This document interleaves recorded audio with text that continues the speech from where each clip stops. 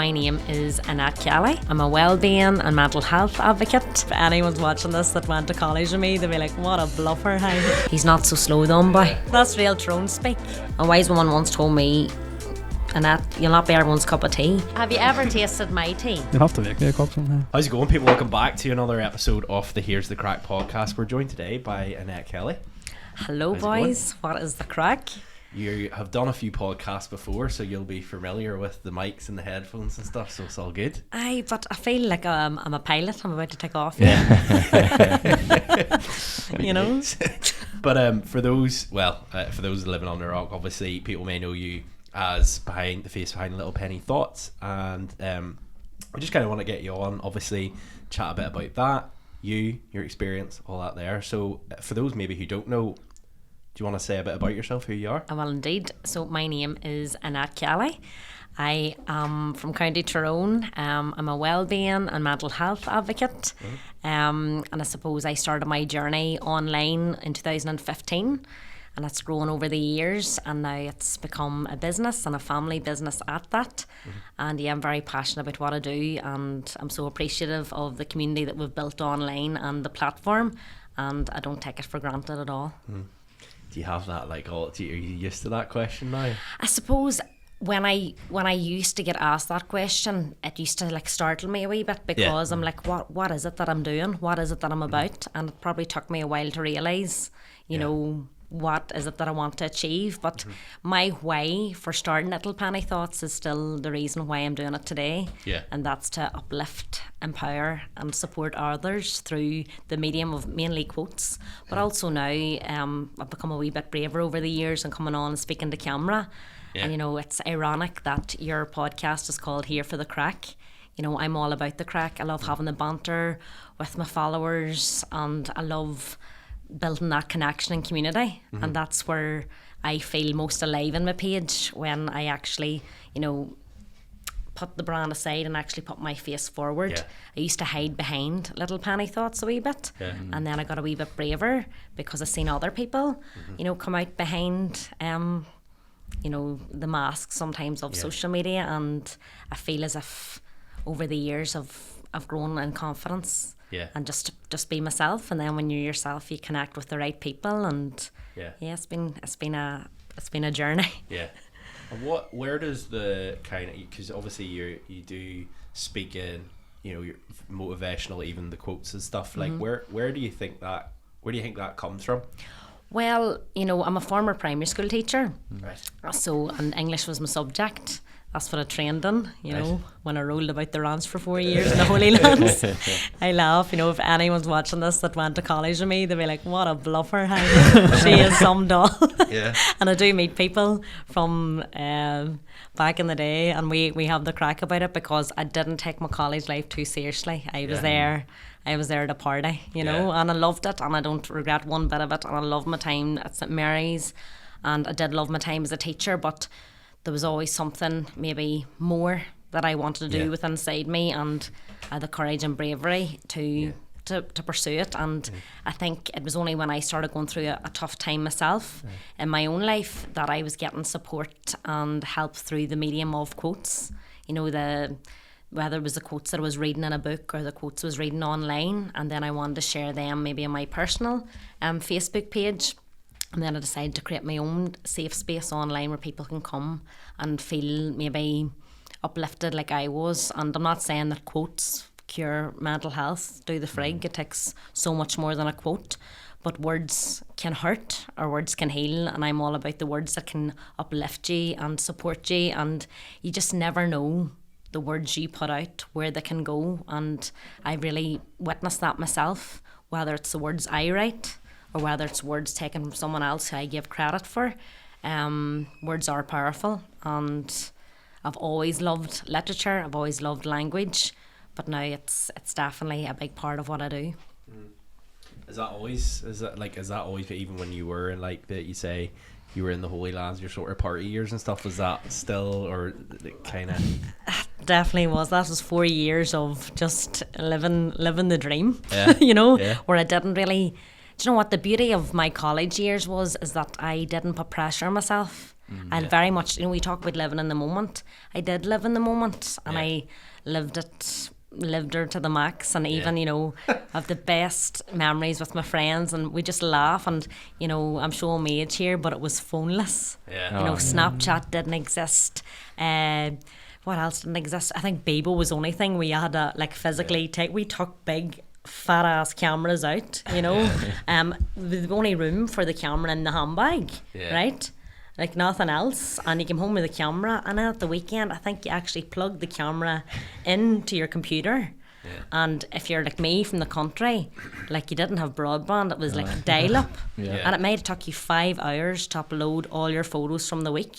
I would love to access my Bebo and see the absolute scenes, but golden memories. But like it was in my memory, it was simpler times, and definitely living in the moment, fun. And back in that day, I wouldn't have took myself or life too seriously, and that I didn't know what mental health was, or putting pressure on myself, or didn't compare my life to others because I was too busy having fun. And I'm very, very grateful for them years. And reflecting on that time, looking back now with the insight that you have, would you have changed anything and done anything differently? Not one thing. No, I wouldn't have worked harder. I wouldn't have would you give that advice to your kids that you're do? That's a good cut. You know what, you know, you only know what you know at that age. And you know, I wasn't, you know, as I say, when I grew up at primary school and secondary school, I never took myself too seriously or my studies, but always got by. Always just did my best. And then when I went to college, definitely it was a continuation. And even leaving college, the continuation was then to go on to travel Australia, which I absolutely loved for a year. And it was only then when I came back from Australia, I was in my mid-20s, that's when I thought I had to have my life together. That's when I started to feel that I wasn't good enough, that the party's over, that I need to get my shit together here, because such and such has, and they have a permanent job and I don't. And this comparison trap that we can fall into, you know, as a young adult in your 20s. Now I look at people in their 20s, I'm like, keep living it up. And but you only know what you know at the time, and there's a lot to be said to appreciating where you are, you know. But the landscape has changed at college now. You know, it was more carefree, I feel. Hear me, back in my day, I sound about 90, but I feel it was more carefree because things weren't done for the gram. You know, we didn't have to dress a certain way. Like, we rolled about in GA jerseys, like, you know what I mean? Obviously you've had, like, a lot of your successes became through social media, but like, do you sort of wish you could go back to those days where maybe social media wasn't as big a thing, people weren't on their phones as much?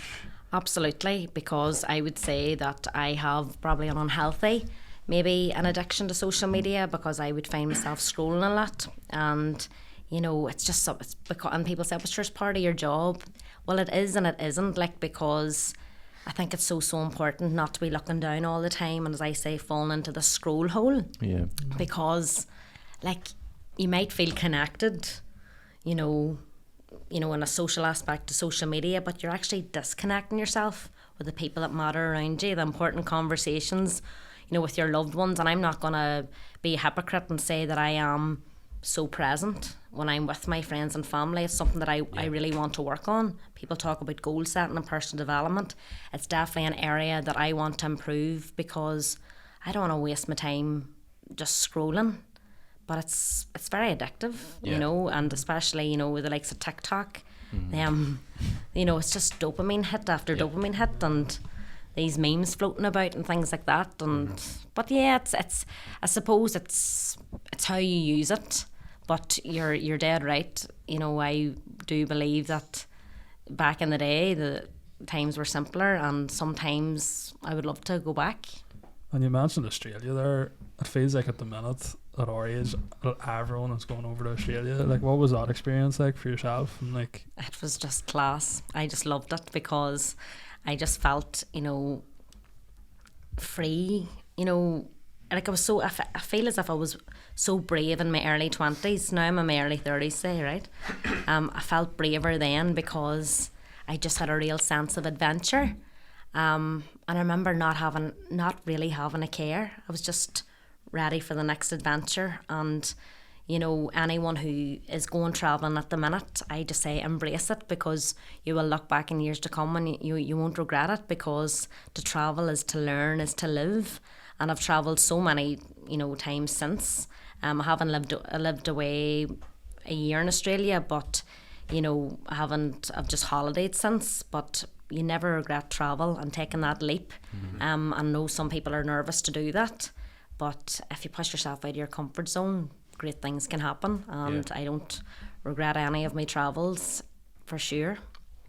What was the what was the reasoning? Like, I assume that sort of, was it an itch that you just wanted to scratch, or was it because a lot of people, we had Caroline on the podcast from County Down Under, and she had sort of said a lot of people go because of the sort of escapism. They feel like Ireland isn't all, like, they don't have enough here, if that makes sense, so they go somewhere else and search for something that, you know, they can only find sort of within, if that makes sense. They're not going to find by buying a plane ticket.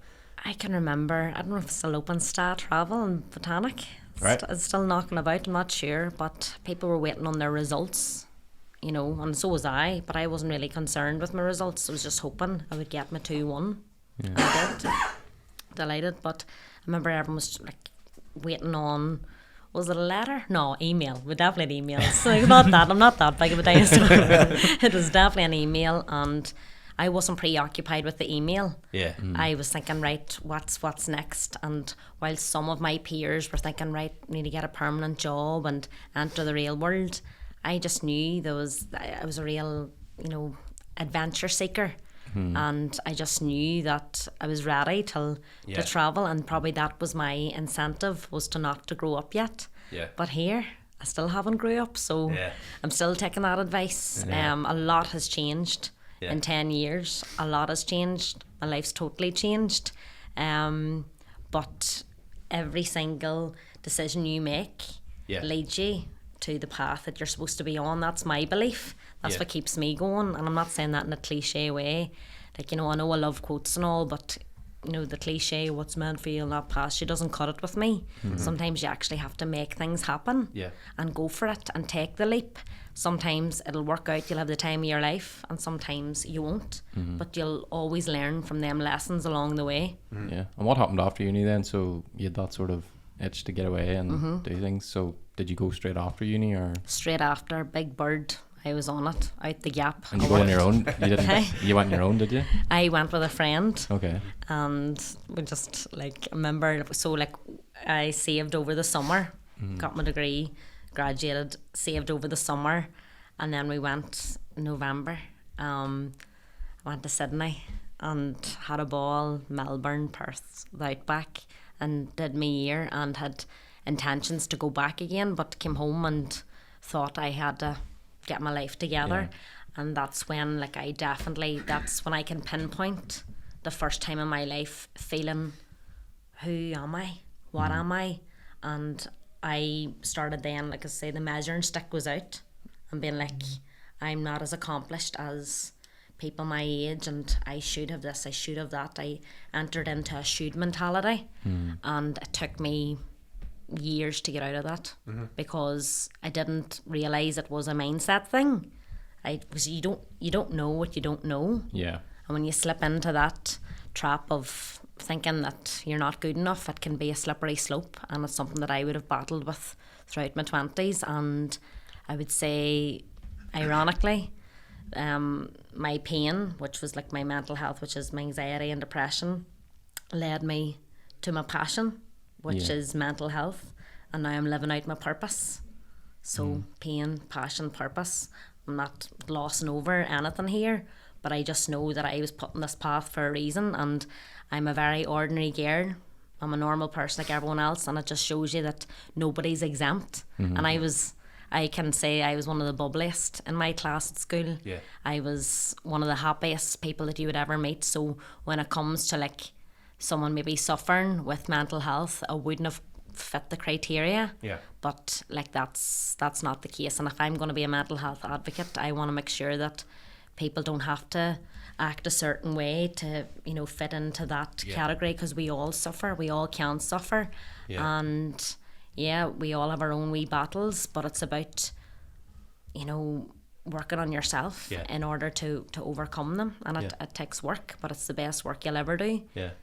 And looking back now at, like, obviously yourself even growing up and whatnot, like, obviously the mental health conversation is a much bigger and it's in the spotlight a lot more nowadays than it was like 10 years ago. But like looking back at it now, knowing what you know and kind of armed with the tools that you've kind of got over the years, when you look back now, is there some things that you remember thinking, I wish I'd have twigged on what that was?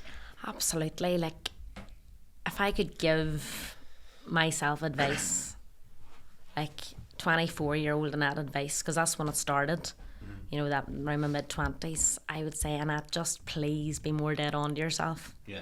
Like, Annette, don't lose your spark.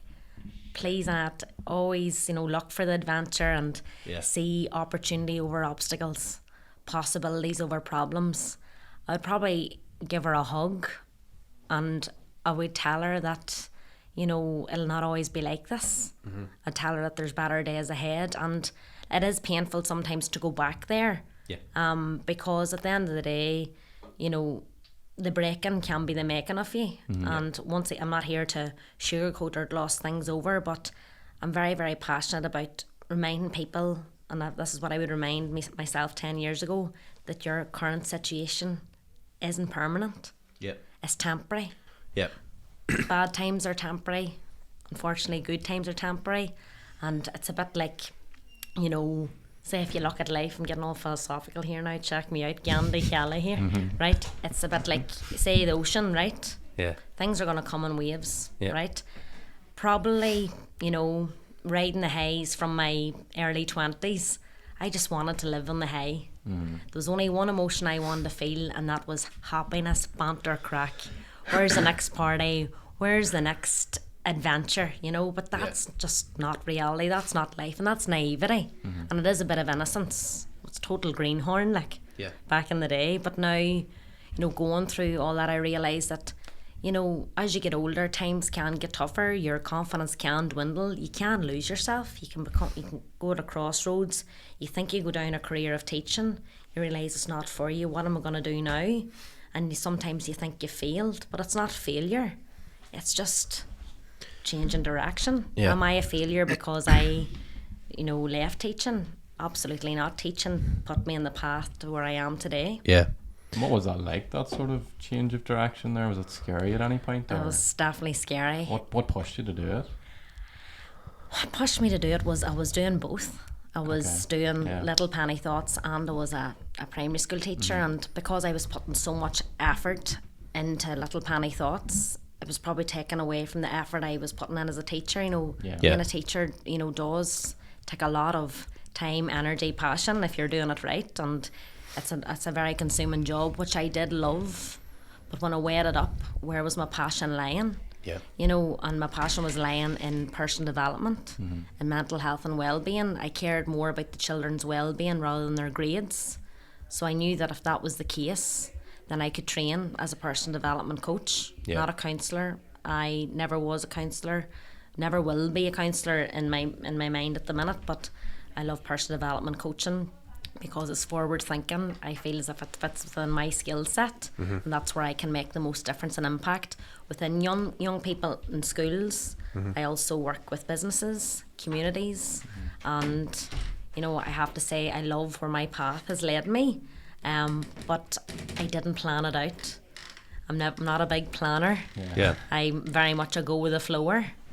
Even through when times were tight, when I wanted a plan, I wanted someone to take my hand and say, right, Annette, this is where we're going now. But sometimes you just don't know. But you're the driver, right? And whether you have your test or not, you have to be it on. You know, and the sat nav's going to take you. You know, Google sat nav's a bit of a nightmare, is it? Or is it Google or is it Apple? Well, both of them are a nightmare because it's spin me around in circles, but then sometimes the battery might go dead. You mightn't have a sat nav. You do feel lost, but there's always a way forward, and it's not dead ends because you can still turn. And even if you're from my neck of the woods, there's plenty of potholes you go through as well, and dirt roads. But you know, as I say, it's a path that must be travelled irrespective of the surface. And sometimes it's going to be rough, sometimes it's going to be smooth, but it's building resilience and tools within yourself in order to cope, so that you can deal with the crap that comes at you. Because life isn't always going to be kind to you. No matter how good of a person you are, no matter how honest you are, and you mightn't think that you deserve that certain things happen to you, but no one gets off scot-free. Yes, some people get it worse than others, but you know, your life is your life, your problems are your problems, and sometimes we minimise our problems because we don't think that they're important enough. But that's because you think that you're not important enough. But you are important. Your problems, if they are hijacking you and causing you stress and strain, then you deserve to get support and help.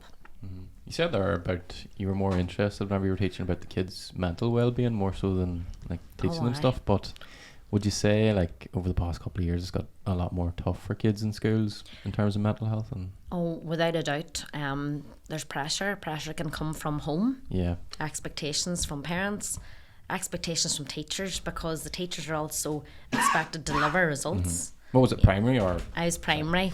I would have done stints in secondary as well, subbing. Were you a strict teacher? You said you were a strict teacher? Do you know what? I would have spoofed about and let on I was strict, especially, you know, I think I was a very warm teacher, I would say, in primary school. You know, definitely wanted, if them wee children were coming into my door, I wanted to create an environment where the children felt safe, and I feel that's how they could thrive or whatever. But when it comes to secondary, they take the clean piss out of you. They see if you're so kind and warm, they would absolutely mow you. So you had to put on, you did have to kind of read the room here. And I'll never ever forget this. It was my first time teaching in an all boys secondary school. Oh, tough. Right? And I remember just being so nervous because I was a young teacher, and like year 10s, they are tough. They're a tough year. You know, they're transitioning between. They're like, would you call them in betweeners? They probably are. They probably are. Like teenagers, kind of, you know. They're both going through changes, like going big through things changes. happening. But I would have found that year group tight, right? And I never ever forget. Like, and I love the banter. I love the crack. I don't like cheek, but sometimes you know you have to hand it to them. But I'll never ever. This is probably one of a standout moment. I'll not name the school, you know, confidentiality and all, but all boys, and they were just so noisy, right? And I remember just like, you know, you have to pick your battles, and I was like, boys, yous are far too noisy. We just keep the noise down. Yous are too noisy. And I could hear a sound from the back, just like your ma last night. And I was like, put the textbook up in front of myself, and I found myself well, I was internally Gino go, internally I was like internally busting out laughing. But like I was like, Annette, you're the teacher here, gain control. And I just was like shaking underneath. So they might have thought I was shaking with anger, but I was shaking with thinking, touche, like that was a clinker. And if I was in that classroom back in the day, I'd been roaring at the lad that said it. But anyway, I just lowered the book and I was like, so inappropriate. I remember but I went into the store room and I just thought, like, you know, fair play. I thought, the cheeky wee shit, right? But I also thought, like, that is a clink, like, you know what I mean? And he threw his voice, so I didn't even know which one it was, but I couldn't get into it, and, you know, I never reported it or anything like that, because that's just, it was that's a very talent cheeky. In itself, like. Yeah, it was cheeky banter, but, you know, and I always prided myself as a secondary school teacher, never throwing anyone out of the classroom, because they loved it. Yeah. Because that used to happen to me. Like, if I was, you know, like, say, playing, I was very chatty. I was never cheeky. I was always a very, very chatty student, would you believe?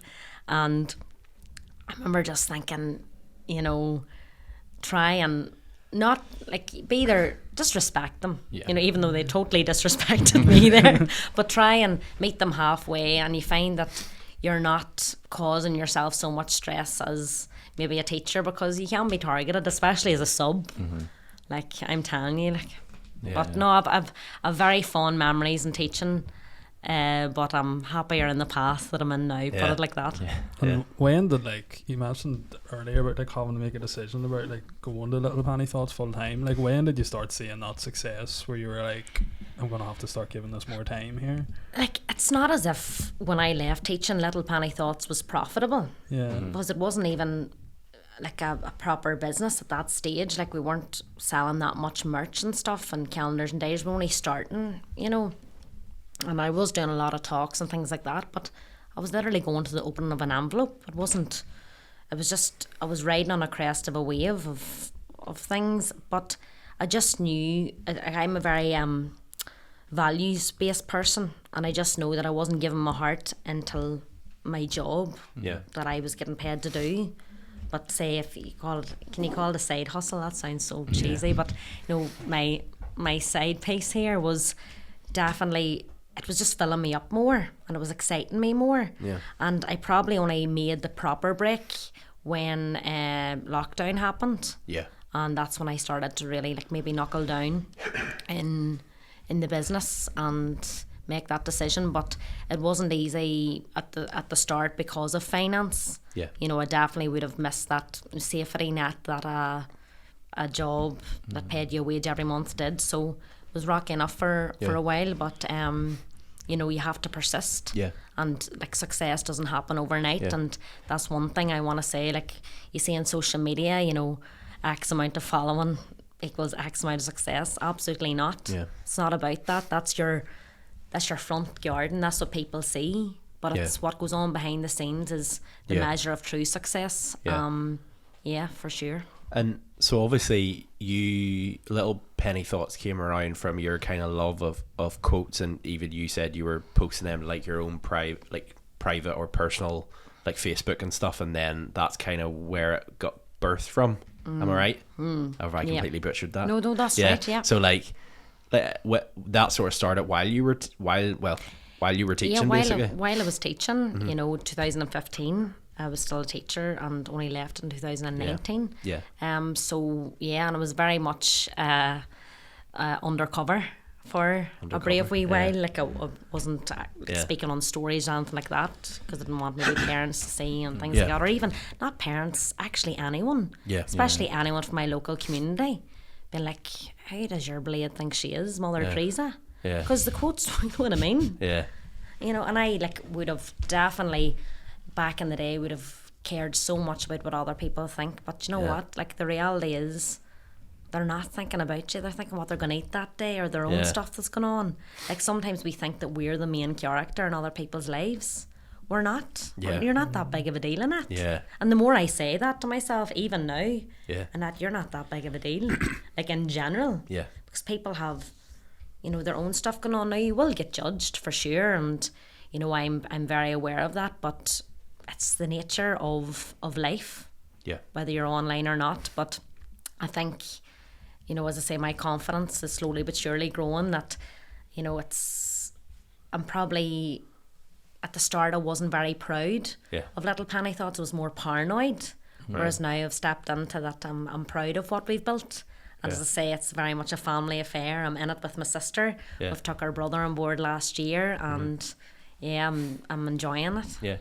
Can I ask, in terms of like turning that from a just something that you did into a business, like, where was that realization? Because like, I look back at before we started the podcast, and like, we had the conversations around, you know, we were in a pub or we were sitting and we thought, God, if we were recording ourselves here, this would be a good podcast. But like, in terms of, you know, you were obviously sharing quotes, and obviously, you know, you had that sort of strive for the mental health side of things, but like, where was the kind of point where you went, I'm going to turn this into something more, and Little Penny Thoughts kind of birth? Like, what was that moment? Well, it was probably a series of moments of thinking, right, people are getting good from these quotes, so like, let's collate them into something that won't gather dust. We would have done stuff for charity before, written a book, a quote book, and then 2 years after that we decided to create a desktop calendar called Little Penny's Book of Thoughts. And there was a quote for every day of the year, and these wee gems just went down a storm. You know, and it was probably creating a product Yeah. that people wanted, and there was demand for it. Yeah. And then, like, but it's not just, like, the product was made with love. Like, it wasn't, Yeah. oh, we'll do this because it'll make money. It was actually, we will create this because it creates impact. Yeah. And then it did generate income. Yeah. And at the start, because we're not very businessy, it was strange to navigate, but then you find your feet, and you also have to have the conversations. Do you want to go into business with my sister? You know, because then that brings a new dimension to your relationship. But my sister Orla, she is an incredible graphic designer. Yeah. Her attention to detail is unbelievable. She's so conscientious, so hardworking. Something that I would like to be more of, you know, like my attention to detail. I would like to be more conscientious. Now I have my strengths, she has her strengths, and we're like each other in many ways, value wise, but personality wise we could be very different. She wouldn't be fond of coming on in front of the camera and stuff like that, but her strengths lie maybe elsewhere and my strengths lie elsewhere. So when we fused together and created a product that we felt confident enough to retail, to sell, and because we were getting such great feedback on it, then we started to order more, and then add to the collection, then create, you know, not just a calendar, then a diary, then a pen, then a notebook, and, you know, adding, like, every year we've added to the collection, but not aggressively or not rapidly. You know, it's been a slow burner, getting it right, getting your product right, but also your why. Why are you doing it? Are you doing it just to make money, or to, you know, it's we're so much more than a brand, and I'll always stand by it because it didn't start off as a business. Yeah. This was a bonus of the platform that we thought we could, you know, optimize. And that's what we did. And, you know, year after year, I just be so grateful that people even want our stuff. But the feedback I'm getting from people is that our products help them. Really. So that in return makes me feel good and also encourages me to keep going. Even when you think, you know, is this going where I want it to go and stuff like that. But no, as I say, that's being is the word entrepreneur, you know, and being creative, and you always have to think.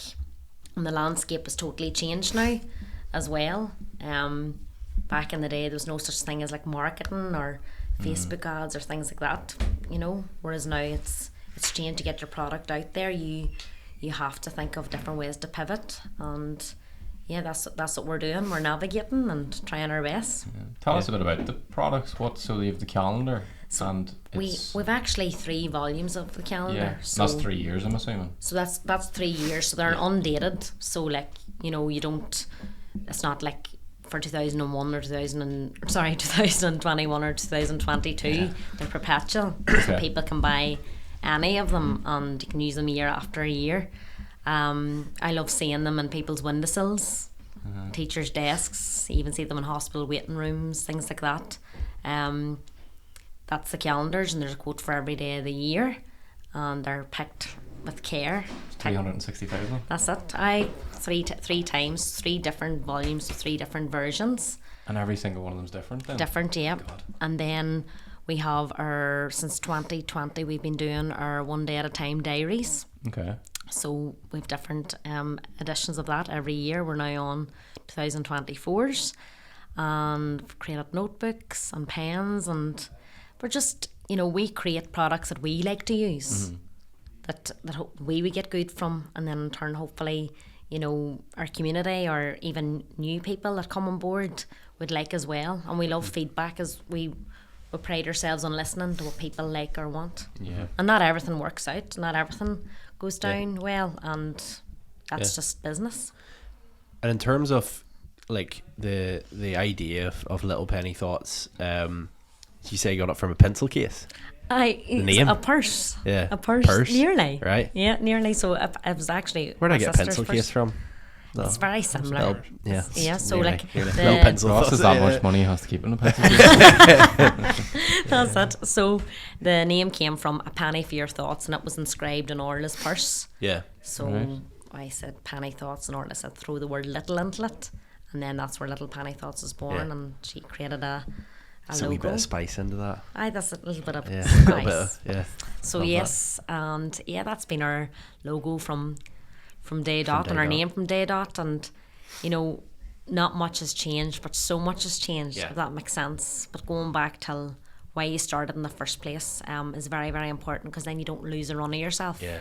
And I've never lost a run of myself. I wouldn't be allowed to. Yeah.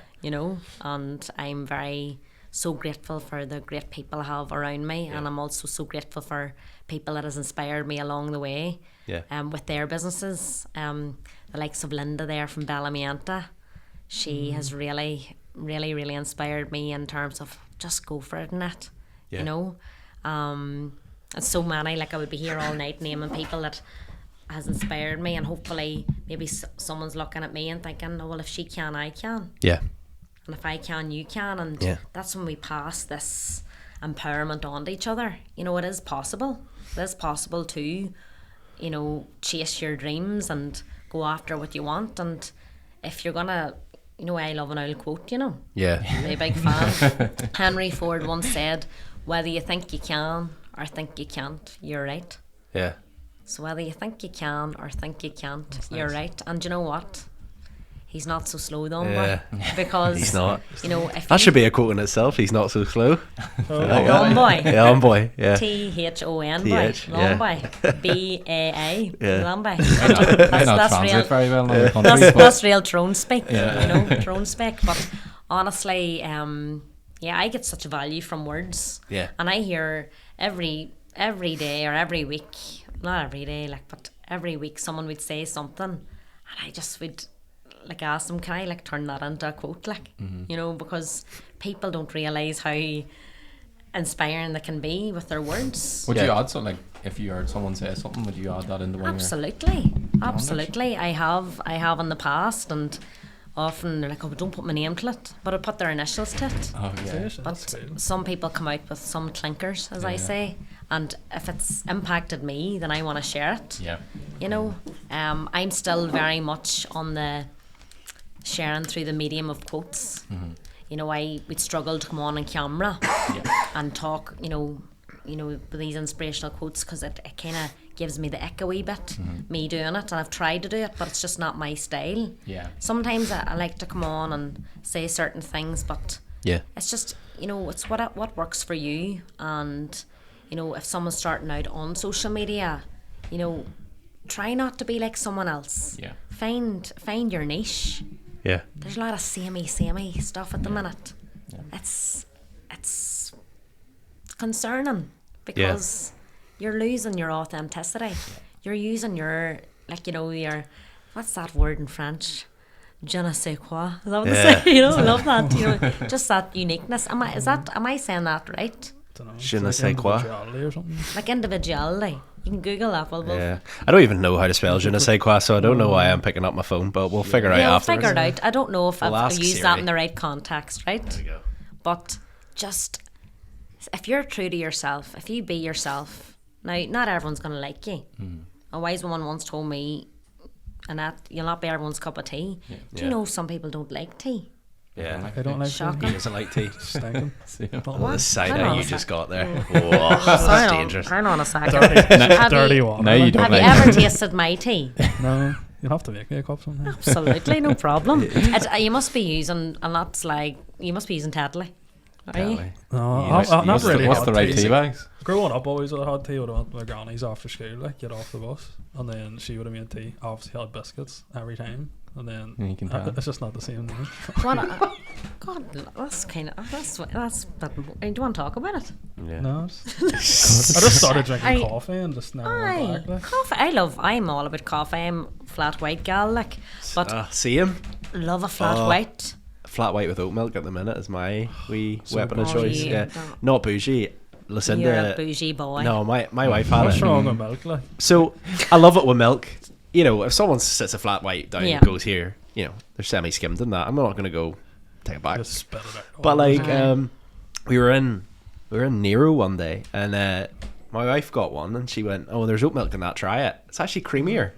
It's nicer." Yeah. Yeah. Do you know what? Try it. I'm not going to take your word for it. I'm actually going to try it because try it, it's nice. you know, I'm into. There's a creamy. I'm not into all the other milks. Like, you know. No, like almond milk. Yeah, I get almond milk. You cannot milk an almond. There's some that taste like water, like. But I think it was just having that and then going, geez, that's nice. Right. And then do you know would be partial to do you it. know what I'm into at the minute? What? Right.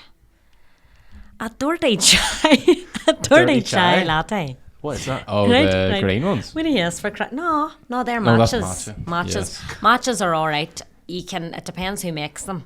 Yeah. Some people, anyway, will not get into the matches, but matches are all right. So you know, they're a bit nasty. notionable. You know, notions anyway. But chai latte is like a type of tea or something. Yeah. And I've had chai lattes before, and it's kind of like cinnamon and stuff, and it's like a wee hug for your tummy. But today I was in Belfast and Treat, Right. and I ordered a dirty chai latte, and that's with an espresso. Oh. Check me out, not saying espresso. That's what I usually say, espresso. Love So it's espresso, and it was dirty, like, but it was lovely. I hit the spot. You know, it was very. It was like a hug and a kick in the It was a arse hug at and the a same kick, time. Love hug that. and a kick at the same time. Me beating down the Lisburn You Road, had 4 of them. you know. Yes. But I'm definitely, wired. it was. Treat does great coffee. Yeah. Hashtag not sponsored. Matches for posers. They just want to be seen drinking the green tea. I remember whenever I first met Shay, we were in Costa, and you had just got on to coffee. I never drank And coffee. whenever before. I was tell like you this 20 man's coffee was 90% caramel syrup, he walked up and he goes, "I'm not really a big coffee drinker, but I'm going to try this anyway. I always like a few wee pumps of caramel and it." And I thought, Sweet Jacinta. See, I never How drank long's this coffee going before. on I for? always drank energy drinks. So Right. I was just used to that, like, sugariness. So I was like, no, I need to start drinking coffee. It's healthier for you. So I just started putting like 20 pumps of syrup in it. And where are we at now, Shay? I'm off the coffee and the tea. I don't really drink anything. I actually started on the energy drinks What again there about- last week. What so- about water, H2O? yeah, Yeah, when I can. I tried can. it. he's a camel. Try to be good. But I know. He's a camel. I'm slipping back in my old ways. It's back on the energy drink. I know, but do you know what? Like, you just have to. Sometimes, like, you can't guilt yourself for that either. Like, Yeah. Exactly. you know what I mean? It's See what you makes need. you happy. Sweet treat, like it's A sweet, I know. I love saying that. It's a wee treat. So at the minute, wee treats are wee chai latte, but now dirty chai lattes all around. But it's definitely flat white. But if I'm ever like with mummy or my granny, it's a cup of tea. But don't be handing me dishwater tea Yeah. because I'll hand it straight back to you. Yeah. I'm sorry, I'm not taking it. There you go. Life's too short for a badly made cup of tea. That's a quote. And I want Another one? her so strong. I want her so strong you can walk on her. Have you ever had a cup of tea in someone's house and been like, oh, stinking? They can't drink So many times. Would you be the sort of person to Stand say up high. I wouldn't say it, but I wouldn't drink it. throw it in the Would you plant not? pot? No, I wouldn't drink it. But I would sip, but they would know. I leave them to think about what they've done. Leave a wee note But now. do you know what? Honestly, I haven't got the bravery yet till, say, if you get a bad made cup of coffee in a cafe or whatever or a shop, I don't really get them that because I know I kind of just stick to the places that I like. Yeah. Know what I'm getting, you know. I don't chance my arm at these horseshoe places anymore. Not horseshoe, horse boxes. Oh, I Trailers, yeah. you know. Some of them are fantastic, some of them Yeah. not so much. But anyway, like, I would struggle to say here that tastes of ass Yeah. and give it back, you know, Yeah. because I don't want to hurt anyone's feelings. But like, I love my coffee, like, and Yeah. I won't only take 1 or 2 a day, so I want it to be a clink, like. Yeah. Should the price you're paying for it too, like? Sure, would you quit? Sure, would you quit? 5 quid, like. I know, it's shocking. That's why I quit. It is. Do you know what? You're dead right. You know, Just too you'd be tight. better smoking a fig. Right. So, before we move on, this top tea bag then? Oh, Panjana. Panjana. Manjana, and if you're going to be pure bougie, like, there's like a signature blend. I think it's Thompson's. It's Panjana. Is Thompson's Panjana the same thing? I think so. But there's yeah. definitely a Thompson's signature blend, and you get them. I think it's like gold and black packaging, but it's been a long time since I've bought that. I just buy, you know, your big red bag of Panjana, and it does me for a brave while. But I can taste the difference Stronger in the tea. tea bags, yeah, for sure. Try Mimosa. I think my one's rave about it. They say it's the strongest one. My sister handed me a Lions one last night, and it wasn't too bad. I've never had it. No. You know? I don't even It's know not- what No friggin' clue tea what's bag. I don't know what clue tea. What This what is a type of debate. tea Like, bag This that's is in the three bag. things in my house. You have to pick the right tea bags, the right butter, and the right milk. You have to have Flame Valley milk. What is it? Fian Valley. Flame Valley. Not might Dale not Farm? get- You probably don't get it up Do here. you not get it? Just go and milk the cow at the farm. we only have Puddles. Yeah. Yeah. Good luck with that one. But let's talk about butter, right? Butter. Right. Yeah. I See love if, this. Right, Let's talk see about if butter. anyone at this table here or in this room eats Flora. Get out. Right? What's Do you that? Flora? Oh. Lure pack. Yeah. Lure pack? Out. Oh, Right. right. Dramona. Real butter. They know the Gold slab of block. it. Gold The wrapper block. and all. Yeah. It's far better for you Do you know because like Kerrygold or Flame Valley butter? that's the do you know three. what? And do you know what? Yeah, I up feel like there. Fian Valley's proper culture, like. Yeah. Do you get Flame Valley up there? And up the way in the Absolutely, States? Fian Valley, surely. And there's Fian. I was stuck behind a Fian Valley lorry earlier. Oh, That's why I was late. Oh, why? It's not all good in Fian I Valley. don't think we have Fian Valley down. Well, we probably do. I just don't Too really. Irish for Yeah. them, not But real butter and toast. Deal farm. And do you know what? I will say it, frigate. So, I went out with this lad once, Right. you know, last year or whatever, and I can't look at nutty crust the same way. What? Right? Why? We're eating toast one night anyway, right? Because after a night out, you know, the toast is a must and a cup of tea. I don't care if I sound like a granny, right? Eating toast anyway and butter and we spread the real butter. Now I was impressed. Like that was not a nick. He had real butter Yeah. and he was spreading the butter So he. Good start. on the nutty crust. He had nutty crust every day, and he had nutty crust, right? Spreading the butter on the nutty crust, the real butter, and he's like, "Look at that," That's such a culture. and I was like, "Yes," and he's like, "Look at them butter puddles," and I says, "Sorry, what did you say?" He's like, "Butter puddles," and he just bit into it, and I was like, no, it's an ick. No, I just like was eating my nutty crust and butter. All I'm thinking is butter puddles. And now, anytime I eat nutty crust and butter, I think of him and his butter. Look at that. Butter puddles. Yep, class. We obviously we've figured out your favorite butter, your Yeah. favorite coffee, tea, milk. What's out of everything? Go back to the topic at hand. Do you have a favorite quote? Oh, hi. Yeah. Oh, hi. See, I thought I have Can't pick favourites. Absolutely. with over 1,000 quotes. I have so many favourites, but Yeah. I'll keep her concise. Give us your three. Right, pressures for tires. Love I that. know. I like Oh, that. yeah. I Pressure like for that tires. one, I love yeah. a good saying. Maybe that's more of a saying than a quote, Yeah. but pressures for tires. Another quote I love is what I said earlier: whether you think you can or think you can't, you're right. And probably my most favourite quote that I can relate to, especially over the past 10 years, is that comparison is the thief of joy. Yeah.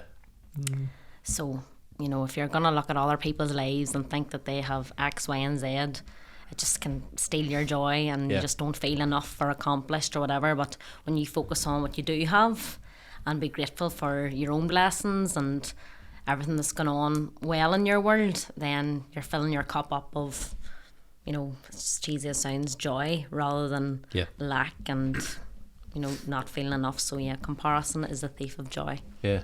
It's a good one.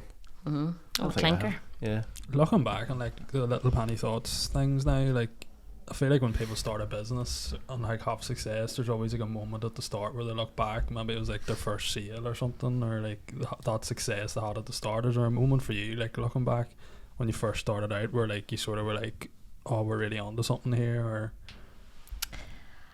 I think it wasn't really the sale for me. The sale, don't get me wrong, sales they can be exciting when you put something out there and it's well received, but it was actually the quotes been shared globally, and like I didn't know what viral meant, but like, you know, you put out an image or a graphic and it spreading across the world was pretty special, because then you knew that it was reaching people, and that's why I did started what I started, to reach people and to reach the people that may need it the most. So I think there was definitely moments where quotes would have went viral in the past that I would have thought, this is class, and all over different countries. And, you know, it still excites me when, you know, a quote does well, because it, you know, you put it out there and it reaches people, and it's not an ego thing. It's, you know, going back to your why are you doing it? So, yeah. What was like one of the first quotes that went viral, or like was there any that stick out? I can't actually remember word for word, but a lot of the quotes that I would put up are about, you know, about self-confidence and, you know, helping you with your, like, say if you're going through self-doubt. So a lot of the quotes would have hit home. Would have created impact. And I suppose quotes that I would have penned myself, I wasn't always confident enough to write my own, but the words that when I grew a wee bit of confidence, I would have wrote my own. And when they did well, because then it was my own work. It wasn't just something that I found and shared, it was actually my own work. And when it resonated, that made me feel a sense of joy, because I trusted my gut with my words, and my words were helping others, because that was the feedback I was getting. So there's been so many different standout moments. One that was recently there, I got an email from a girl that said that one of her calendars played a very special day, a special part in one of the most special days of her life. Her boyfriend used it as a way to propose to her. So when she flipped the page on the date, it was like, "Will you marry me, Kevin?" That was the quote of the day. So she said that was, and probably for me, it definitely tugged down heartstrings, and I thought they actually used something that she uses every day, that she was naturally going to flip, and that's how he asked her. Just thought it was very cute. I suppose it's really probably unreal to hear how much of an impact it does have on people's lives. Yeah, definitely, because that's the purpose behind it, and that's the intent, you know, to make people, not to make people, but to help people pause, to reflect, to read something that can hit home and hopefully help. And what I love too, people take pictures of it and then send them to like their group chats, whatever. And you know, I've heard so many stories, and it is very, very heartwarming what can come from a book of words, essentially. But they're words with meaning, words with weight, and I try to leave the cheese out of it, you know. Like, we've talked about favourite quotes. Can we talk about least favourite quotes? Oh, yeah. Right, okay, this is my least favourite quote, right?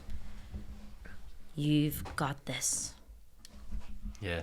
That's the worst ever. What have you got? It's not even a quote. Another one is, it's not even a quote, is like, you know, "Don't worry, be happy," you know, or "Stay positive." You know, you go into Primark and see these positivity t-shirts, pajamas and stuff. And there's an element of toxic positivity there, and I wouldn't like to be associated with that, because that's not, like I say, I would like to think that the words that we choose have weight, rather than just saying stay positive. Like, you can't just stay positive, especially when you're going through like a tight time.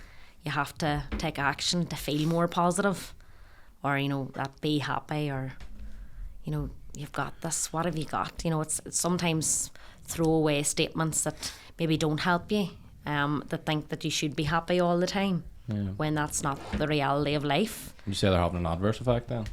Well, they can, for sure, because then you're kind of guilted into feeling better than you should. And I think a lot of people, especially with mental health, there's an element of guilt of how they're feeling. I shouldn't be feeling this. I should be #grateful. I should be happy. I should. But it's eliminating the word "should," and just realising that you can just be, you know, and all emotions are valid. Anger, sadness, happiness, joy, shame. Now there's emotions that we don't want to feel, but there's emotions that we must feel in order to heal, to grow, to evolve. And I do think that I wouldn't like to be associated with, you know, toxic positivity, which is pushing happiness and, you know, rainbows and butterflies down people's throat. And maybe some people may have that perception of me. Like, I've sometimes a nickname on the night out I might get, "There's Positive Penny, what's the quote of the day?" and I might tell them a few choice words, and they're like, whoa, who are you? And I'm like, no, I'm just Annette. And like my, you know, it used to trigger me beyond belief because maybe I was seen in a different light, or maybe not. This is just my perception or my paranoia in the past. But I just know I'm not this positive Penny, or this someone that's going to say life's amazing and brilliant and grab it. And, you know, it's not like that. Life can be really challenging, really tough, but it also can be really class as well. But sometimes we have to go through the hardship, the hard times, learn the lessons that we do not want to learn in order to get to a place in your life where you feel more resilient, strong, and have the mental capacity to cope. Yeah. Would that be the advice then you give someone who was maybe struggling with mental problems? Or for sure, feel to heal. Yeah. You know, the more we suppress, the more we ignore, the more we drink it away, smoke it away, you know, numb it. It doesn't go away. You're suppressing it, you know, and that's definitely what I've learned over the years, is to express. And I've been lucky enough to feel safe enough in an environment amongst my friends, family and colleagues that I could express. And that doesn't mean that you have to go about telling everyone your feelings. It only takes telling one person that really cares, that knows that, you know, maybe they mightn't have the words, but even listening, just listening to you. And because a lot of people feel as if they're not worthy enough even to be listened to, or even to feel how they're feeling. They feel guilty, like I said, how they feel, and then they don't want to burden people, but you're not a burden. You know, your feelings are valid, your emotions are valid, and especially if you are getting it tight and tough, to lighten the load or to try. And, you know, I met a really good friend today, and I was going through a bit of a challenging time recently myself, and, you know, I was talking to him, and he says, Annette, you know, if I can take 5% of the load here today and you can walk out here feeling, you know, a wee bit happier, then I feel as if I've been a good friend today. And I just thought, that's class. Yeah. You know, and then you meet your next friend. It's not about going around telling people your problems. It's sharing your feelings, it's sharing your emotions. And, you know, there's a lot of shame with that, because how often do you meet someone, well, what's the crack, how you doing? And they don't even stop to hear the answer. Yeah. And how often you say, grand, grand, grand, we're all going about and we're all grand. And, you know, are we? Yeah. You know, what about the meaningful conversations that are important to have? Because you're entitled to vent sometimes, and some of the most uncomfortable conversations you have with people are the most important ones. And that was said to me a few years ago, and it stood by me, and I no longer remain silent when I'm struggling, because I know that I'm just suppressing if I'm silent. Yeah. And sharing the load can go a long way, for sure. Yeah. And in terms of you, obviously with Little Penny Thoughts comes a sister company, Wellness Within. Yes. Explain us a bit about that. Yeah, so Wellness from Within was definitely born from a passion of talking. You know, I'm all about definitely social media and, you know, talking on stories and things like that. But then my love is like the events, like to meet people in person and talk there and take people along with me that have inspired or empowered me. And Wellness from Within would consist of the 3 key areas of wellness, which is mindset, nutrition and fitness. Now I've delved deep into the mindset stuff. Fitness, it's not my forte, you know, but still it's something I'm passionate about because I know it helps me. But in terms of talking about it, you know, I'm no expert. And nutrition, you know, the food we put into our body and how it can affect our mood and things like that, and trying to strike a balance as well.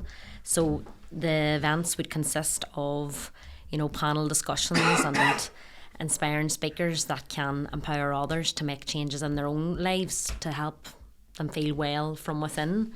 We've done different theatres across the north over this past year, and we look forward to continuing that and bring it to Belfast now in 2024. So plans are being put in place for that, and that's a big passion of mine, events and presenting. I love presenting and I love interviewing people, even more so I love interviewing people more than being interviewed. Right. But I do love that a live event and, you know, getting people going and, you know, making a difference hopefully in that way. We've got great feedback from our events before, and that once again spurs me on to keep going. And even though there's a fear with that too, you're stepping into your fear. Will people come? You know, am I good enough to do this? When you push past it and you remember why you're doing it, it can always overpower that inner critic in your head or that thought that's trying to pull you back. Is that Geraldine? That's Geraldine. You know about Geraldine? Yeah, you've heard about Geraldine. Yeah, I thought it was funny as the name for her. Oh, why my inner critic's called Geraldine. I've spoke about her in many's a podcast. So she even was definitely a passenger coming up here today when, you know, for the Here's the Crack podcast. What value can I bring to this podcast? But hopefully I have, and I've enjoyed the crack, and this is what it's all about. Yeah, I thought it was funny just the way you address it, as if it's a being sort of thing. Yeah, that's it. It's one when I went to CBT, cognitive behaviour therapy. I was encouraged to name my inner critic, and unfortunately, Geraldine. I didn't know a Geraldine in my life, so that's her name, Geraldine, and you definitely do know Geraldine. No.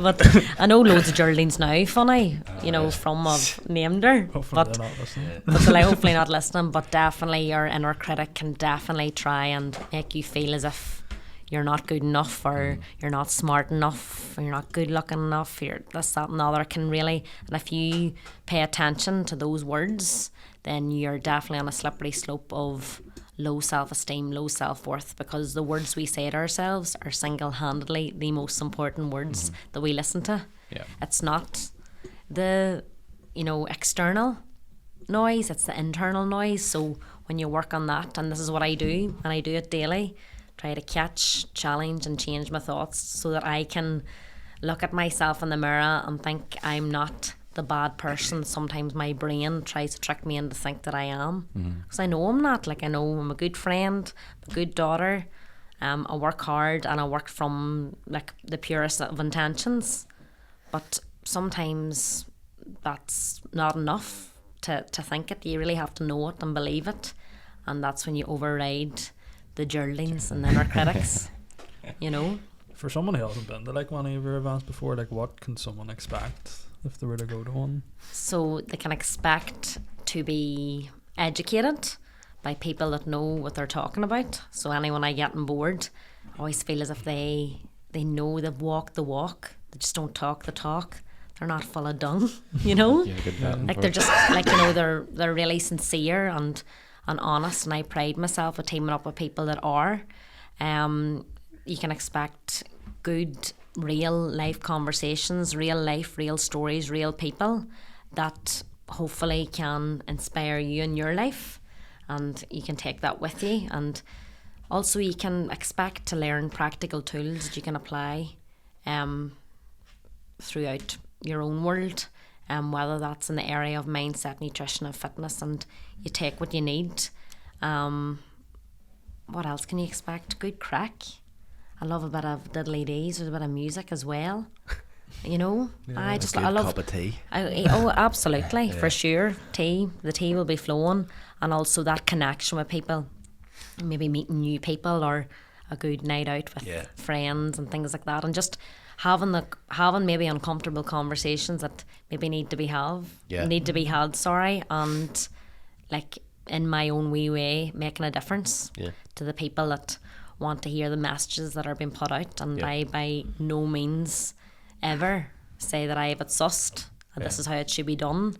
As I say, I'm navigating as well and learning my way, but I'm learning of others. We can learn from each other, and if you're kind, compassionate and gentle with yourself, you'll go a lot further than actually running yourself into the ground and thinking what's not possible or what we can't do. And that's, you know, anyone in life at the minute, that's my key message, is just to be a wee bit more compassionate and gentle with yourself, because that's the difference in making this life either harder on yourself or that wee bit easier. It's not all bad, like, you know, for sure there's so much good in this world, but you have to hunt for it, and you have to actually look, is it glass half full or half empty? And for a long time I would have thought it was half empty. Now I'm very well aware that it's half full. I just want to do my best, chipping away, topping it up as much as I can, doing the work I'm passionate about, surrounding myself with the right people, and just actually revisiting my early 20s and getting a bit of adventurous in that back as well, because she's still in there, like, you know. Yeah. She's still knocking about there, and I do, like, the more I look at life, like, through the lens of it's an adventure, it's full of opportunities, that definitely makes me live in hope rather than fear. Yeah. And that's the person I want to be, that lives in hope, that lives in courage rather than fear and worry of what could be. So instead of thinking what could go wrong, I'm all about at the minute, well, what could go right. Yeah. You said you were you preferred to be the interviewer over the interviewee. Do you have a favourite question that you like to ask people? My favourite question that I love to ask people, now you've put me on the spot there, but I love to ask people, right, what lights you up?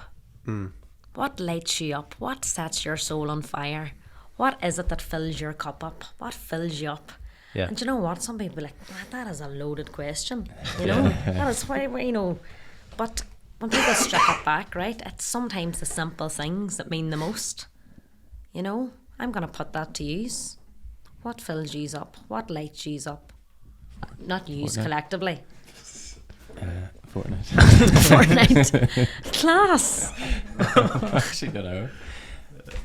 It's something you can mull over. It's something you can think about. What actually brings you joy in your life, and or who even. You know, thinking of that, and are you spending enough time with that person, or are you spending enough time doing that thing? Because life has a very clever way of pulling you away from things that you actually enjoy doing. Yeah. You know, and then, you know, no wonder why you're so stressed and so depressed, because you're not actually doing the things that you love and enjoy. Yeah. Because you're not filling up your energy levels. You're not filling your cup up. No wonder why it's half full. You know, because you're drained. There's nothing left. You know, you're drained because you're either a people pleaser, doing things you don't want to do, in a job you don't want to be in because you just have to pay bills, and I totally get it, but you know, there are other ways, there are other options, and I'm not saying it's going to be easy, but I am saying it's going to be worth it in time. Yeah. You know something? I was going to say, I think that's a really good place to end it, because that's a really good question. That's a good note. Absolutely. And you know, to anyone listening here, you know, what fills you up? Think about that one. And then think about it and do it. Yeah, I can just imagine a bunch of people in the car right now just having mini crying. Snothers everywhere. I feel like our voices have got a lot softer throughout this. Yeah. More. He's very zen. I feel like I'm part of the cam app. It's okay. Listen, it's been an absolute pleasure having you on. Lads, thanks so much for having me. Obviously, if you're listening to this or watching it, go to the description and you'll see obviously a link to Annette, Little Penny Thoughts, and obviously everything that you do, all the products and all the events and stuff. We'll link it below. If you don't follow already, go and follow. I do feel like I'm very zen right now. I'm gonna struggle to drive home now. Me too. So chill. Love it. I'm gonna be going straight home and looking at the cover and being like, what tea bags is in this? This place, like, get it out. Absolutely. Hard to beat the tea. I'm about to make butter puddles. I'm away to buy myself a slab of butter and a wee loaf of nutty crust. But listen, it's been an absolute pleasure, and yes, as I say, I'm sure we'll catch up sometime soon. Yeah. Thanks so much for having me. All the best.